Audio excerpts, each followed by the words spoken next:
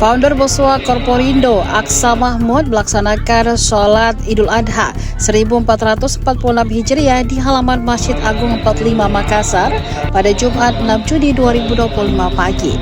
Kata tribuntimur.com, ratusan umat muslim memadati halaman masjid untuk mengikuti sholat Id.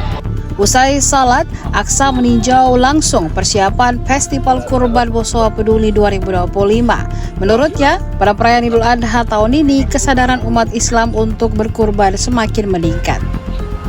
Ia berharap setiap tahunnya kualitas keislaman masyarakat khususnya di Sulawesi Selatan semakin membaik. Ya, Idul Adha tahun ini adalah 1446 ya.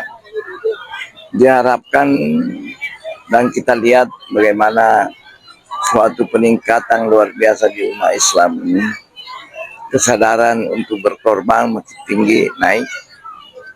Jadi diharapkan bahwa setiap tahunnya umat Islam khususnya daerah Sulawesi Selatan ini terjadi kualitas daripada umat Islam meningkat. Dan saya harapkan bahwa kita mengambil hikmahnya Idul Adha ini, Idul Kurban, dan saya mengharapkan bahwa mempelajari apa sebabnya lahirnya Idul Adha, Idul Kurban ini. Bagaimana seorang ayah berkorban untuk anak satu-satunya, Ismail, karena perintah Allah.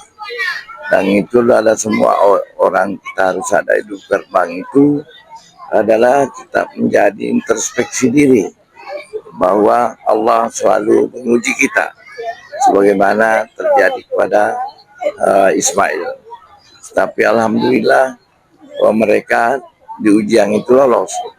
Oleh karena itu hikmah daripada Idul Kurban ini, Idul Adha ini harus kita maknai bagaimana setiap orang bersedia melaksanakan perintah Allah.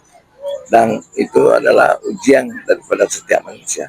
Manusia itu selalu diuji oleh Allah.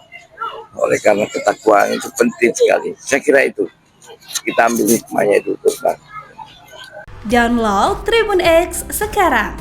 Menghadirkan lokal menjadi Indonesia.